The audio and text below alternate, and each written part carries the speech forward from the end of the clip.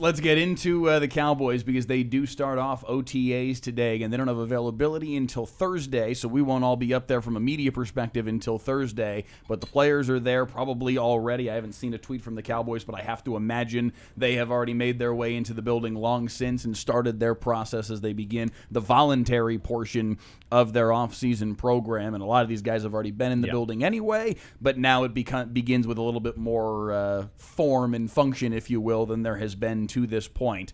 And they begin the steady march to Oxnard. We're not that far away at this point, a little over a month and a half away from heading to Oxnard for training camp and this team getting things going for real. Yeah, and I mean, listen, the guys have been hanging. It seems like a lot of the dudes have just been hanging around town getting work in, which is not unusual. I mean, this is usually pretty par for the course. Not to disparage other cities in America, but there are a lot of good stadiums and turf fields around town that they can go practice on, and so Dallas is a bit of a hub for off-season training, similar to Miami, similar to California, whereas, for the teams in the smaller markets, that's not so much, an option kind of in those, months of April and May. So, they've been getting the work in, and now we get to kind of see it come to fruition. I'm excited to kind of see this defense. I keep saying it, but it's really the only thing that we don't have any idea what it's actually going to look like. The offense, we have a blueprint based on last year.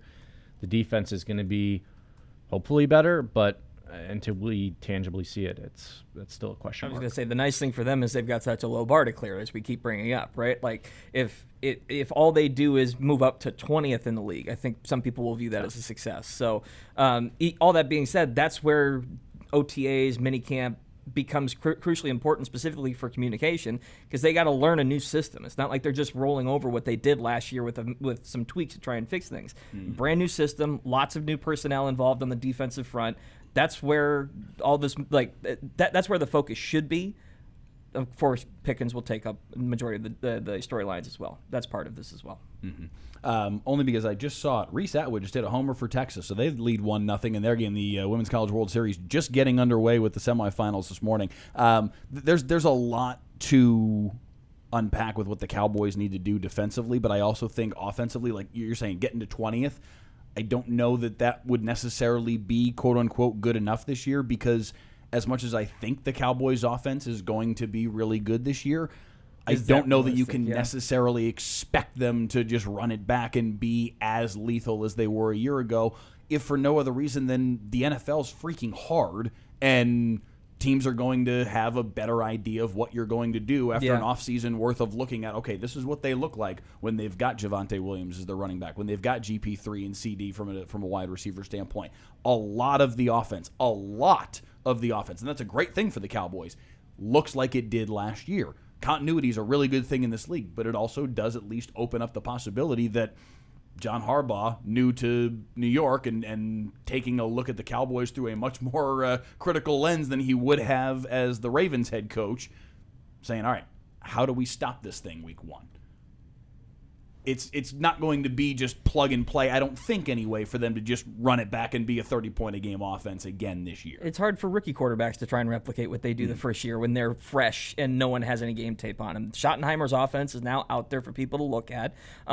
Whether or not he exhausted the entire playbook, given the way the season went, is kind of like you could dive into that thing. Like maybe it's a bait and switch. We showed you one thing, we're going to hit you with the other heading into this season. But it is still a tall task to do what the offense did last year. Troy Aikman brought it up recently. It's like trying to replicate something that was about as white hot as you can get in the NFL is difficult. It's especially with just receivers, communication, having everybody on the same page. All it takes is one thing to happen, and everything that's funky for a little bit. There's no telling where rhythm actually goes.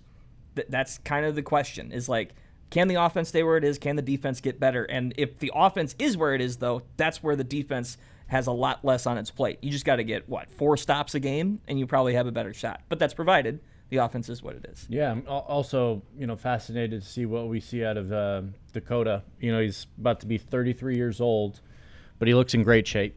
Some of the offseason picks we've seen looks like he's beefed up a little bit, and, that's every offseason he looks like he's in different or better shape, than from what he was 10 years ago coming in as a rookie.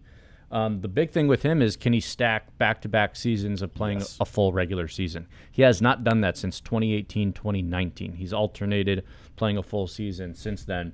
When he plays a full season, he's pretty automatic, 30-plus passing touchdowns and somewhere around 9, 10, 11 interceptions. If he can go for 30-plus passing touchdowns again and keep the interceptions to single digits, we're going to be looking at another top 5 Cowboys offense. Yeah. I mean, it's the data supports it. If that's the case, if he plays a full healthy season, that's really the X factor to me. If he's healthy, the offense is fine, and it's been that way for 8 years now.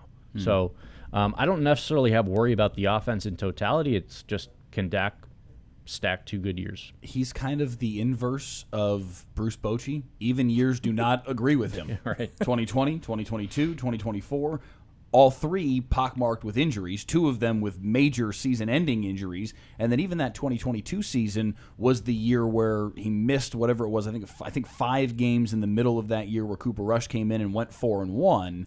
But that was also a season where he, in addition to having the injury struggles, that was his big interception struggle season. And I know the internet will tell you that he has interception struggles every year. They're wrong. But that year he did. That's where all of the internet conjecture around Dak Prescott as an interception-prone quarterback all stems from that one season. He has to stay healthy, and he has to be at his last season 2023 level for them to be what they need to be this season, regardless of what the defense does. They are going to have to live and die with Dak Prescott. They are going to have to succeed on the strength of what he can do.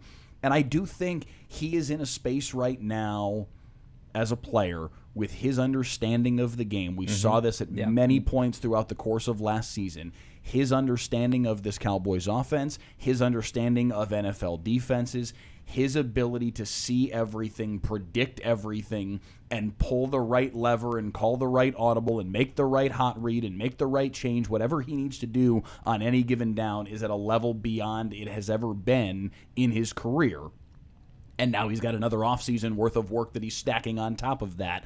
I expect, at the very least from a mental perspective, for him to be elite this season, and he just needs to back it up physically, 1, from a health perspective, and 2, also from a straight performance perspective. Take all of that knowledge, all of that information, all of that ability to computer process the moment and make the right throw as well. Yeah, let's remember in 2023, he was the runner-up for MVP. Yeah. And last year, he was in the driver's seat to lead the league in passing yards. You know, and with that, the last week of the season was a bit of a throwaway. He probably could have if they let him open it up in that final game. Which was part of the half measure of that last game was weird. Anyway. Right. And again, his stats with Stafford were, not totally the same, but close enough where if the Cowboys won 5 more games, he probably would have been in that MVP discussion again, whether it was to win or be a runner-up. And so, yeah, if they simply had just a not awful defense. Right. And so the discourse around Dak over the last 5+ years, and from some Cowboys fans, where it's like, dude, you got one of the best quarterbacks in the game when he's healthy. Yeah. And like it is, and this again, the stats back it up. When healthy, he plays usually at an MVP-esque level. That's all you want from your quarterback. But the thing about last year is, because his stats took a bit of a dip by his standards from earlier in the season down the backstretch, because the offense was shouldering so much. Like, it was essentially either the offense scores every possession or we're in trouble. And you can't survive like that. That's why we're saying where the defense is concerned, if the defense raises a little bit, even then, like if it's middle of the pack too good next year, you don't need him to be apex Dak the entire game. He can then pick his spots.